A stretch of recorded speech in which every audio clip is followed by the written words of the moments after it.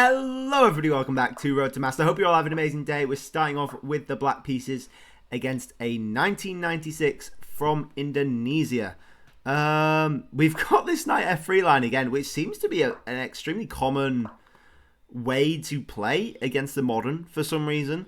The principal thing is to take the center, so I don't know why knight f3 is there. I guess it's just a system, it's just a system. There's nothing wrong with it.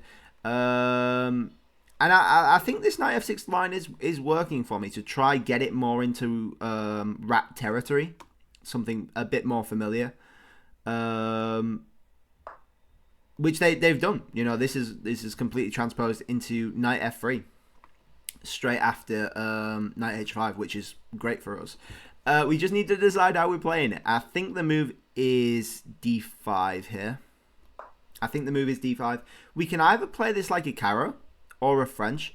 Both of those are fine in the rat, as long as you're basically playing for this f5 square in these sort of non-bishop e2 lines.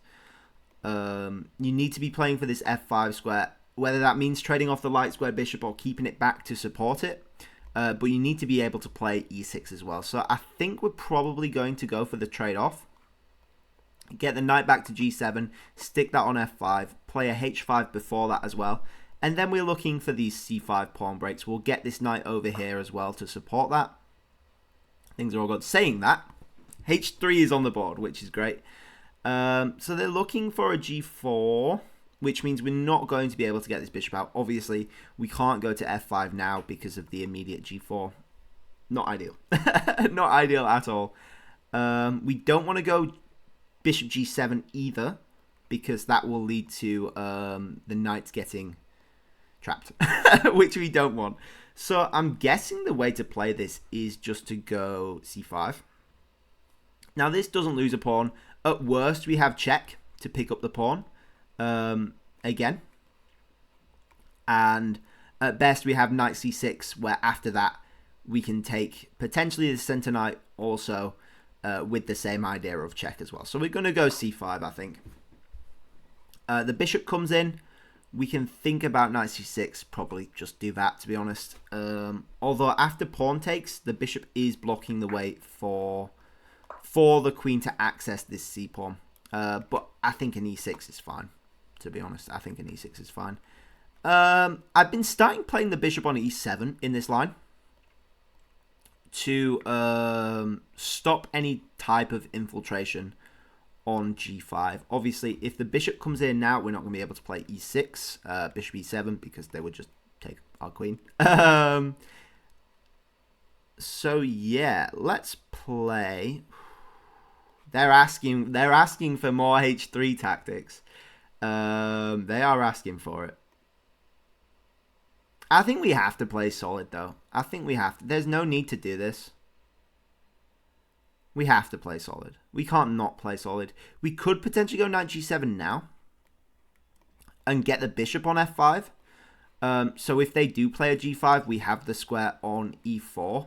The problem is... Actually, no, that's not that bad.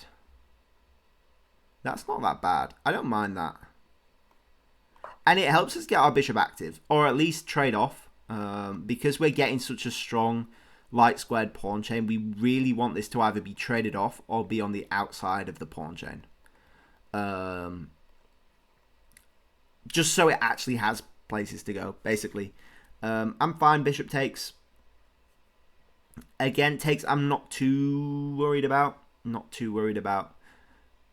Because I think it's a loose pawn at the end of the day, and one of these will get picked up, I think, if takes. So I'm not too fussy. It's something we definitely need to sort out. As soon as we get to play bishop f5, e6, the bishop will be covering that. They can play a b4 if they take first, which is interesting. Maybe we have some f5 breaks, and they can't play an a3 because takes. Their rook will be hanging from this pin as well. So I think that's good. They go bishop there. I think that's fine. That's a non-issue, right? I think that's a non-issue.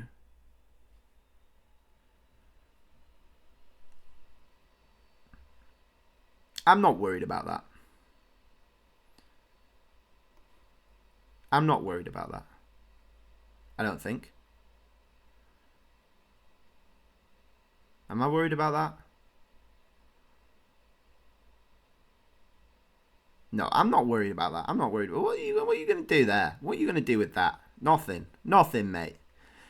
You've got nothing there. It's a scary looking bishop, but hey, it's not the end of the world at all.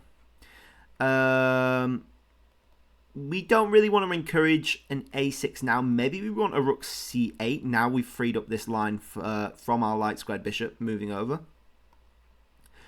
Just so we don't have to take back with the pawn, and we're covering d takes c5 as well. I think could be potentially nice. They decide to take. Now let us go. Oh, actually we can't do that. Because we can't take here because of this bishop.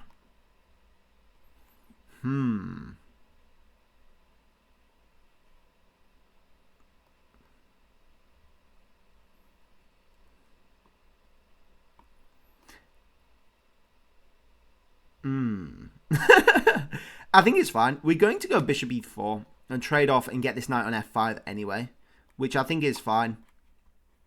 And we have multiple ways to hit this. They still haven't taken, which is a bit strange. And we are down a pawn, but like I said, these are a bit loose. So we have ideas. We have ideas. I definitely think rook c8 is a potential way to play this, though. Queen a5, also not horrible, I don't think. Also not horrible. Any bishop move will free up our bishop immediately, either by taking or whatever. Bishop takes, I'd be happy with hitting this weak pawn, especially if we manage to trade off this knight. They go there, which is fine. We're not bothered about this. We wanted to trade off this bishop anyway. Are we bothered about that? They now are potentially able to trap our bishop, actually. Ooh.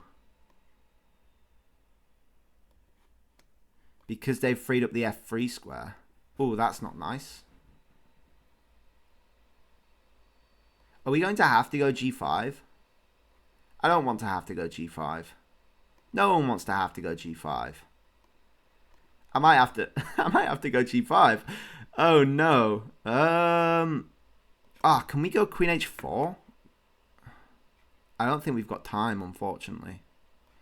Rook c8, g4, queen g4, takes, bishop takes, takes. Is interesting, actually. Let's go for that. Why not? Why not? It's Christmas. It's Christmas. If they trade off, I think I'm happy with that. Bishop a6 gives them a tempo, though. And again, if they take our bishop, I'll happily take this with the knight. In fact, I'll pre-move that one. And then rook takes bishop afterwards is perfectly fine for us. In fact, gets rid of all of our problems, which apparently we have plenty of. Apparently we have more than enough problems. Yeah. Yeah. I think if they play this right, they're winning. Which is unfortunate. Oh, just hit my laptop with my hand. They go there. Now, do we want this line? There. Takes. There. Takes. I think it looks relatively scary. We'll go for it. You know, we're gonna have to sack a pawn at some point. That's the way we play here. That is the way we play. Knight back isn't a good move because we just take their bishop. And after pawn takes, we just take with the knight. And we've got our good position back. We're threatening to take as well, with check winning the bishop again. Also relatively scary. Actually, no, we're not. The queen covers that pawn. You silly, silly person. The queen covers that pawn.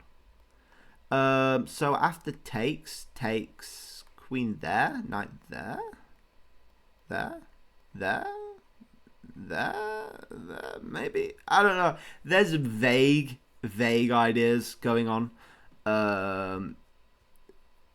But yeah, I think it depends what they do. It's an interesting position. I don't think it's completely lost. I think we have strands to hold on to. But yeah, it depends where they go with their bishop. I think is the key thing. And they decide to take. So they're going for this line.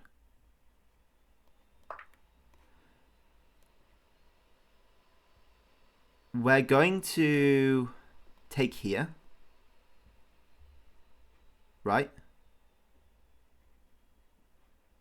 We're going to take here. Take here. Takes. There is annoying. But then check. We get a perpetual check at least, right? The problem is they have both queen here and knight back here. So we're going to take this. We're going to take this. We're doing it. We've done it. If they take here, that's a huge mistake because we have rook h8, which is devastating. I don't know why I said rook h8. We've got h takes, which opens up the rook on h8, which is terrifying. We have this dance, I guess, if they decide to go knight back to h3. If they decide to go knight back to h3 now, then we probably just take this, right? They go there. That doesn't seem right.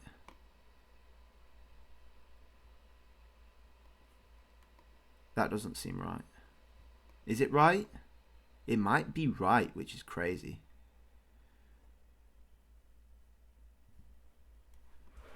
Might be right, which is crazy. I mean, we can't lose another piece. We just can't. That's like losing one piece is bad enough. Losing two for very little like actual compensation is another thing. F3, by the way, as well, loses the perpetual. I'm not going to trade off the queen, although I could. It's not a horrible way to play. But then again, we are down two pieces, so it probably is a horrible way to play. We're going to try threaten f4, maybe get this pawn, g-pawn to push. And just try our best, because that's what we do here. That is what we do here. I would love takes. I don't think that's possible, though, unfortunately. We go here, queen there. I really want to take this pawn. Castling's not a wise idea. And we've got nowhere else to go. Do we go king d8? Takes. Probably isn't wise. We gotta. Like, we need to try get this knight in the game, I think. Luckily, for once, our opponent is as low on time as we are, which is crazy. By the way, if they decided to go rook e1, by doing that, we can go bishop f4 first. Threatening mate here. Is it mate? Threatening scary stuff anyway. And then potentially take this. Luckily, they decide... I guess not luckily because we are down a piece. But they decide to go for this. They go king up, which is strange to me. I guess they're looking for a rook h1.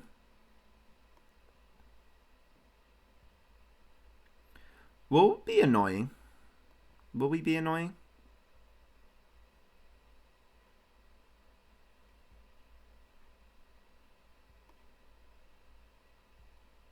We can't really be annoying anywhere. That's sad. Because the queen goes to g3.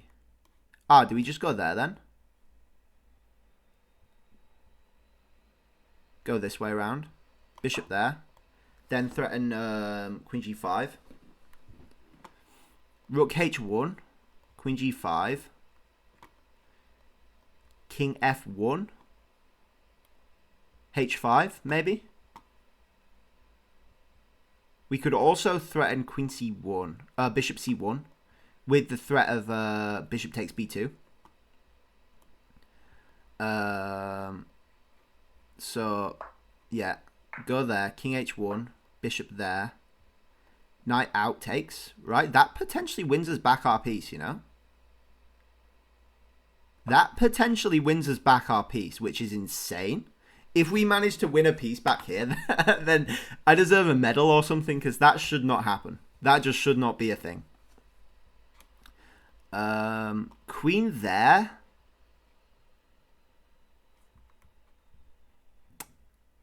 Saves the day. Rook b8. No, rook b8, knight takes. King there. Rook b8. Knight out. Rook b8. Takes.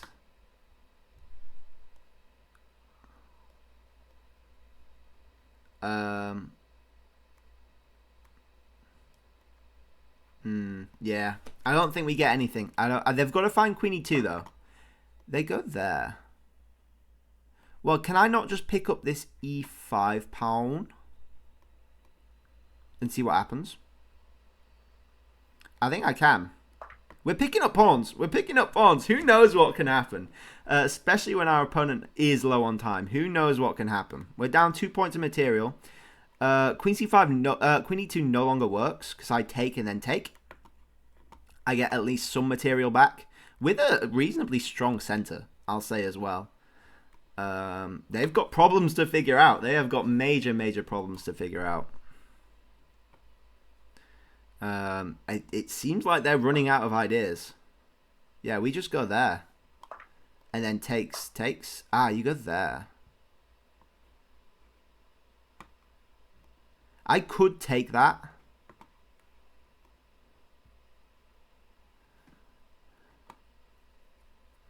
That's a clever move. That's a clever little move. Takes, king takes. I don't think is a good idea. We're just down a queen for a rook. Because we are already down a piece. It's easy to forget, but we are.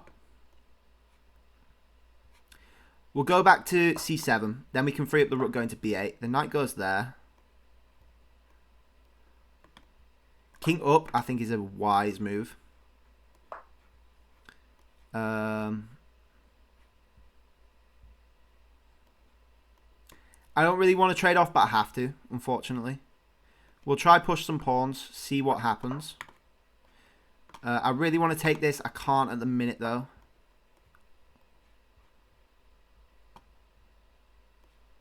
Push that pawn. There you go. Oh, now we can take, though, with another fork. Oh, nasty stuff. Well played, my friend. Well played. Great move. Keep pushing the pawn. See what happens. See what happens.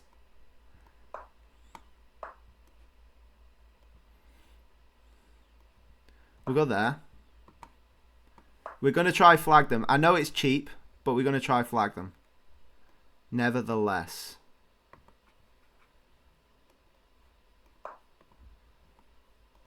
Knight takes. You go there.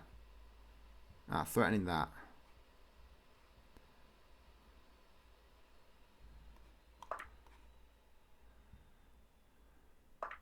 Takes. Check there. I know it's cheap, but we got to do this. We've got to do this. They go there. There.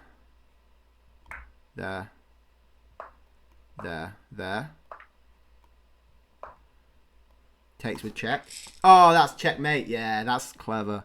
That was a clever move, that knight move. Oh, wow. You had me. You had me. You had me. Wow. Very clever stuff. I like that a lot. That is amazing. We just go back there, I think. We just go back there. They still have check, which is really annoying. And then this knight takes maneuver is really nice. Because once they get a rook in here, they're threatening both this, and Potentially some checks as well. So I mean that's just well played. In time trouble as well. Whoa, wow, what a game! What a game! Beautiful. It was fun. It was fun. I'll give him that. 69.1 for them, 57.0 for us. 1600 versus 1550. Shocking stuff all round. I think it's safe to say. It was D6. That's the move. Why D6? May I ask? Can we go D5 there? Is actually a reasonable move. So the reason this transposes is because of this, knight F3. And this is semi-mainline Norwegian rat.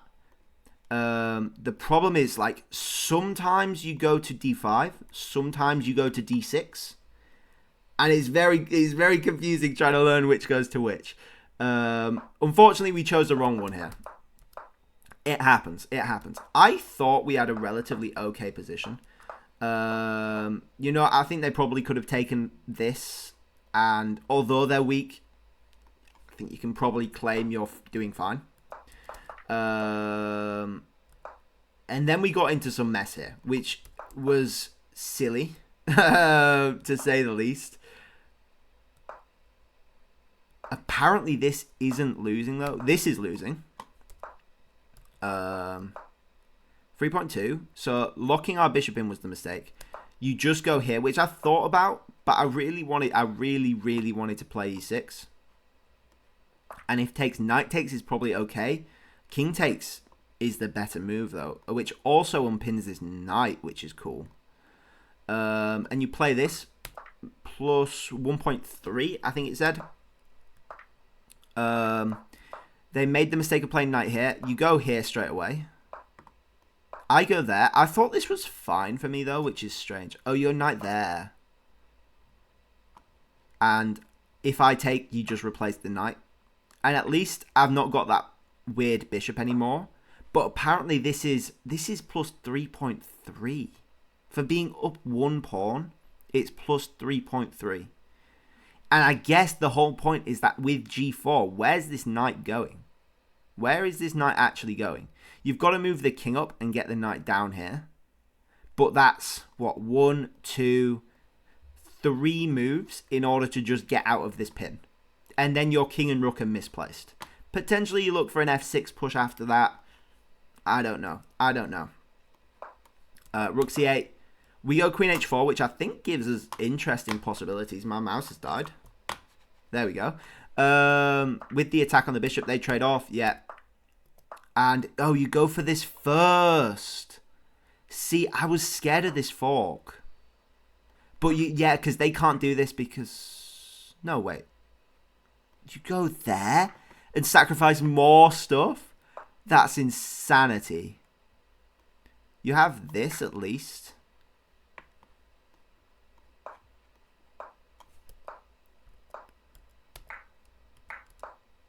And you play for a draw? King back? Can you not go back here? And then this is just... Oh, knight blocks. Ah, knight blocks is cheeky. Pawn takes. Pawn push is vile as well. Oh, wow. Oh, that's a beautiful line. Wow. Wow. And the ideas were there. But I thought we needed to take h3 first. In order to free up space to stop the knight coming in. But f6 is such a good move.